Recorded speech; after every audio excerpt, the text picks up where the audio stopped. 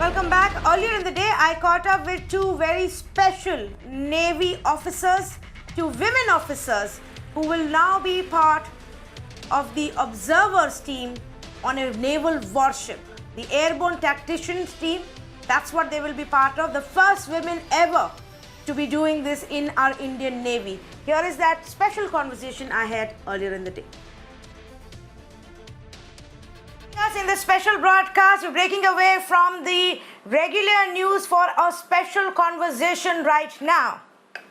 And let me welcome two officers from the Navy who've been creating headlines in the last couple of days. Two officers from the Navy who've made the entire country extremely proud. And today we talk about their experience and what they aim to achieve from here on. Let me welcome Sub-Lieutenant Kumodini and Sub-Lieutenant Riti Singh, two women officers of the Indian Navy who will be the first to be deployed, to be posted on board a Navy warship, a Navy destroyer, and will be posted as mission observers. What does that really mean and how did they get here? Well, that's the story everybody wants to know. Thank you so much to both of you for speaking to the viewers of Mirror Now. Sub-Lieutenant Tyagi, let's begin with you. If you can just simplify this for our viewers, what does mission observers mean? What kind of training did you go through? And what is it that you will be doing on a warship? First of all, thank you so much. Then mission observers are also known as the airborne tacticians. So we'll be deployed on the helicopters. So what we are going to do is that we'll be operating the radar, sonar, ESMs. We'll be firing the torpedoes and depth charges. So all the tactical control of all the weapons are under the observer. So the training for the second part of the question is about the training. So the training we undergo is in the Southern Naval Command in the observer school. So there we did 8 months course. In that the 60 hours of flying, including the night flying and simulator flying, were there. Apart from this, the academics are there, in which the general aviation related subjects we have to appear and we have to score in some of the subjects above 80% of marks. How many, colleagues of yours and officers were with you in this batch, Sub-Lieutenant Tyagi, and were you two the only women? No, we were 4 women officers. Okay, all right. Let me just also go across to Sub-Lieutenant Riti Singh. Sub-Lieutenant Riti Singh, you have a family legacy. You come from a family of warriors. Your father, your grandfather have served the nation, through their life. So I can understand maybe joining the forces was part of the entire setup, but becoming the first woman officer to be on a naval warship, was this ever on your checklist, on your things to achieve? I think, this was a dream come true. We couldn't have had this on our checklist earlier because this is happening for the first time. And I am really happy that we are the ones who are getting to make history. And adding on to the fact that actually what an observer does in the Indian Navy, we have, along with the pilots in the aircraft, we have observers who, other than navigating the aircraft, are actually in control of all the weapons that are there on board the aircraft. So basically designating that whether the ship ahead or the aircraft ahead is an enemy or a friend, or should we go ahead and attack this aircraft, is in our hands, it is in our control. And getting deployed on a warship was definitely never on the checklist. But now that it is happening, it is really hard to believe. And we are really excited and looking forward to it. So, can you share with me, a couple of your experiences which are all right to actually talk about in public from this course that you went through, the 8-month course that Sub-Lieutenant Tyagi was talking about, a specific moment that really had a big impact on you in this learning curve? I think during the course of time when we sat in the aircraft for the first time, we both did our BTech in computer science, and then we had to become, aviators. So at first, when we sat in the aircraft for the first time, I was telling someone else also, we really put in all our effort the entire night, and we thought we are just going to smash it once we enter inside. And then when the aircraft started climbing to an altitude of 9,000 feet, everything that we had taken along with us just fell off the table. And that's when we realized in that moment that, if we want to do this well, we need to buck up and start staying ahead of the aircraft. So that was the moment we realized that, this is no joke going on here. This is really a serious game, and the training is quite difficult and quite brutal. And like she said, some of our subjects, we have to score marks above even 80%. So it is a lot of effort, but all the effort has finally, shown colors, and we're here today. In fact, both of you are engineers. Sub-Lieutenant Tyagi, you've also done your engineering from Ghaziabad and BTech, in fact, in computer science.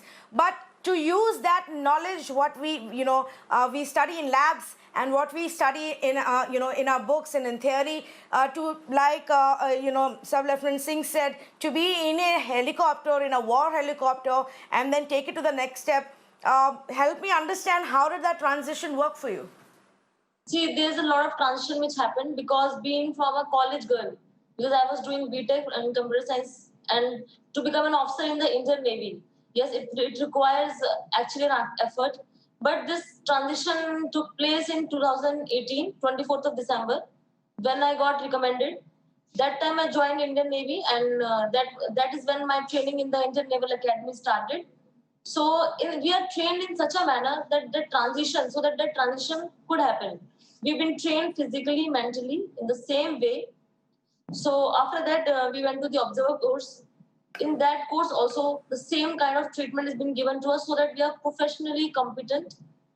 And that's how, with the time, that transition comes. Okay, let me ask you this, and it may sound like a silly question, but for your training purposes, was it all on ground, on mainland, or did you have to visit a warship? I'm essentially trying to understand, Sub-Lieutenant Tyagi, your experience the first time you visited a warship, or if you haven't, then what are your thoughts of, how it will be? We have visited warship. Experience was good. We came to know about how this ship works, but in a very brief manner. We'll be learning this because after the course which we are undertaking right now, we'll be attached to the ship for 1 month. So there we'll get to know more about it.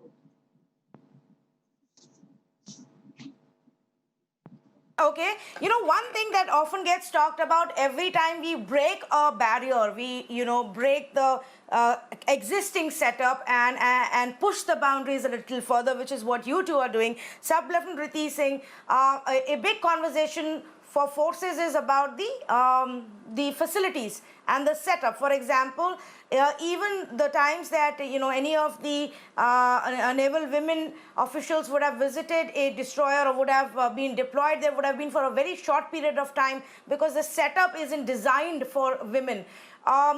What is your own view on this conversation that usually happens? Have we now come far away from days where our naval or army or air force setups weren't really women warrior friendly?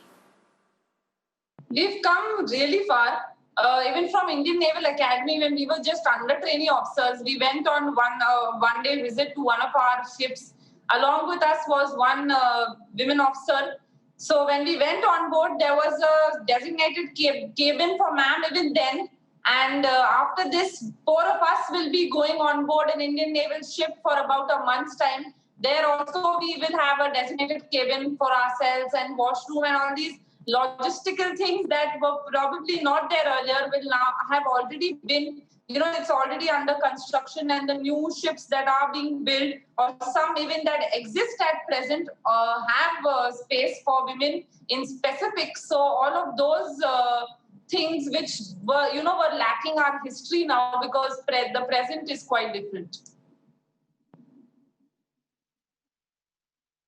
Yes, yes, absolutely. In fact, just as a follow-up to that, today, even in the Air Force, we see women officers guiding the fighter jets, in times of war, in times of any kind of a combat that may be going on with the enemy. Women pilots will be stationed with the Rafale jets unit as well. So clearly, very quickly, we are pushing our boundaries.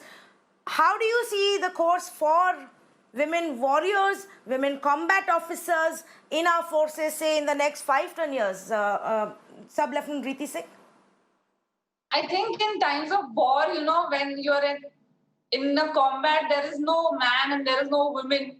When you're in battle, you're in battle. When we'll be in the helicopter, there's not going to be are you a lady or woman officer or are you a male officer? It's only going to be what the situation is about, what the operation is about. So that is not going to be the topic of discussion at all. So 5-10 years from now, I see a lot of women doing what we're doing today because we are the first. Probably we're sitting here. I think after this, some 5-10 years down the line, this is going to become a very normal and usual thing, and you'll be very happy to see the number of women who will probably be deployed on ships in the coming future. Sub-Lieutenant Kumodini, would you agree with what your colleague is saying? Yes, absolutely. I agree to whatever she has said. You'll see more number of women officers serving on board ships in near future, and Navy is giving opportunities and is opening gates for women officers for the greater things to happen. For you are creating records and you're creating history at a completely different level because you're the first from your family, I understand, who's even come to join the armed forces. And now you're going to be the first woman officer to be on a naval destroyer or a warship, guiding, the helicopters in the battle, to, spotting the enemy and marking out the targets. What's been, how did your family really handle this big transition from being a college girl studying computer science in Ghaziabad? Yes, I belong to a civilian background where my father runs a security agency in Ghaziabad. Before I've never thought that I'll be joining the Indian Armed Forces. This transition happens in 2015 when I've decided that I'll be joining the Indian Armed Forces, and I started preparing for that. So for my parents, it's a proud moment because they have never expected this from me. At least that I'll be writing some history down the line after so many years. So yes, it's a proud moment to my family, my friends, my course mates, my instructors, everyone. They are actually proud of us. Who was the first one, Sub-Lieutenant Kumodini, who backed you when you first said, I want to join the Navy, within your family or your friend circle? Who was that first person who said, I think it's a great idea and you should go for it?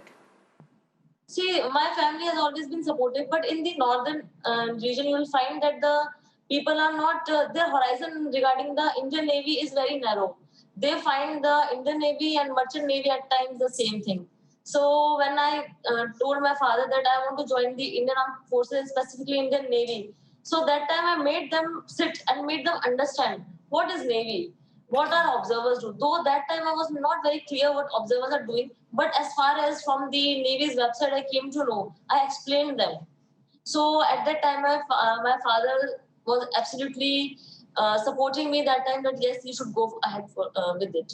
So my father was the first one who agreed to this point.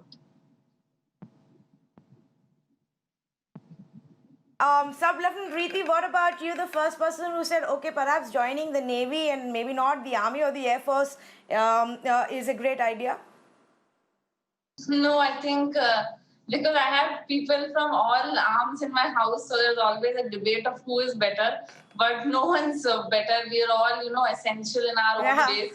But the Navy was always my first choice because I find it, like we said, it's a multi-dimensional force. It operates from air, it operates from sea, and the kind of opportunities that we have in the Indian Navy are, numerous in number.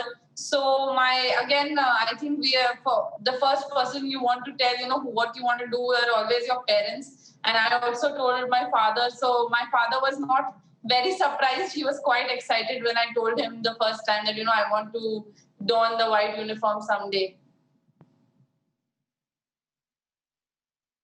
I'm sure they were not surprised, considering that you say that Navy was always your preferred choice. But I can imagine the conversations and the debates that may have gone on otherwise in your family about which of the armed forces they feel is better. But my last question, and this is to both of you, maybe Sub-Lieutenant Riti Singh, we can start with you. A message that you would have for the youngsters of this country, and not just young girls but also young boys. We need a lot more enterprising people joining our armed forces. What would your message be? My message to them would be that the Navy, the armed forces, they have a lot of opportunities. And I'm telling you, not everybody gets to make their office space in a helicopter. You want to do something different with your life. You want to do something exciting with your life. You want to live, a life that nobody else lives. You have to join the Indian Armed Forces. It is not impossible. We have done it. You can also do it. It takes effort, but once you join the force is really supportive of everything that you do. There are n number of people here to train you and to, nurture you and to make you a fine officer. So everybody out there must try their best to join the Indian Armed Forces. Sub-Lieutenant Kumodini, you come, like you said, from a civil background. One message for more out there who could be, in your team tomorrow as you lead them. What would your message be to them today? Yes, like I belong to the civil background. So if I can do this thing, if I can join the Indian Armed Forces, then the people out there, they should also join the Indian Armed Forces, because there is a lot more opportunities which are coming and which are there. So yes, I would like to say that, this thing only, that one should join the Indian Armed Forces and serve for the nation. All right, thank you so much. I know you're busy officers and you've got a lot to do. You've got a lot to look forward to. So thank you for joining us. Wish you all the best. More power to both you, Sub-Lieutenant Kumodini and Sub-Lieutenant Riti Singh. Thank you for speaking to us on Mirana.